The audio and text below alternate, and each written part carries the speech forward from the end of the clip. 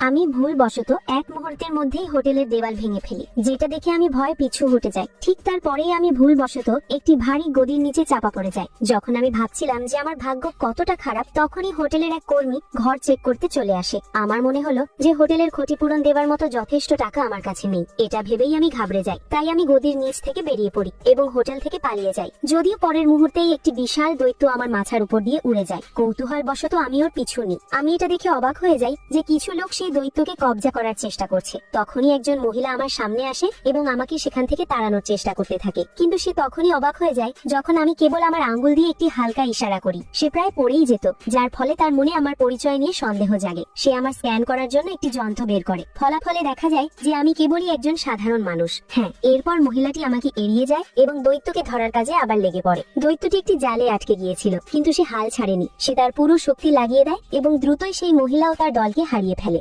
যেই মুহূর্তে দৈত্যটি সেই মহিলার উপর হামলা করতে যাবে, ঠিক তখনই আমি সেখান দিয়ে পার হচ্ছিলাম। দৈত্যটি এটাকে নিজের অপমান বলে মনে করে এবং আমার উপর হামলা চালিয়ে দেয়। আমি সঠিক সময় বেঁচে যাই, কিন্তু দুর্ভাগ্যবশত আমার একমাত্র সাইকেলটি নষ্ট হয়ে যায়। আমার খুব রাগ হয়। আমি একটি জোরালো লাঠিতে দৈত্যটিকে সোজা আকাশে উড়িয়ে দিই। মহিলাটি এই দৃশ্য দেখে অবাক হয়ে যায়। সে ভেবেছিল যে আমার ডিভাইসটি নিশ্চয়ই খারাপ হয়ে গেছে, তাই সে আমাকে পরীক্ষার জন্য সদর দপ্তরে নিয়ে যায়। সেখানকার প্রধান আমাকে একটি ডিটেকশন ডিভাইসের সামনে নিয়ে আসেন। আমি ভেবেছিলাম এটি একটি সাধারণ ক্রিস্টাল। তখন মহিলাটি আমাকে খুব যত্নের সাথে সেটি কাজ করার উপায় বুঝিয়ে দেয়। এটা দেখে সেই মহিলার একজন অনুরাগী নিজেকে অনিরাপদ বোধ করতে শুরু করে। সে আমার মজা ওড়ায় এবং বলে যে আমার দৈত্যকে হারানোটা একটা লোক দেখানো ব্যাপার ছিল। তারপর সে ডিভাইসটির দিকে হাত বাড়ায়। ঠিক তখনই তার পিছে একটি বিশাল কচ্ছপের মতো আকৃতি ভেসে ওঠে। সে আমাকে বলল এটি তার আসল শক্তি। এবার আমার পালা ছিল। অদ্ভুত ব্যাপার হলো ডিভাইসটিতে কোনোই নড়াচড়া হয়নি। সেই ব্যক্তি আমাকে বেকার এবং দুর্বল ভেবে আমার মজা ওড়াতে থাকে এবং আমাকে সেখান থেকে বের করে দেওয়ার চেষ্টা করে। কিন্তু সেই মুহূর্তেই ডিভাইসটি থেকে একটি শক্তির বিশাল স্রোত নির্গত হয় এবং তার টুকরো টুকরো হয়ে ছড়িয়ে পড়ে।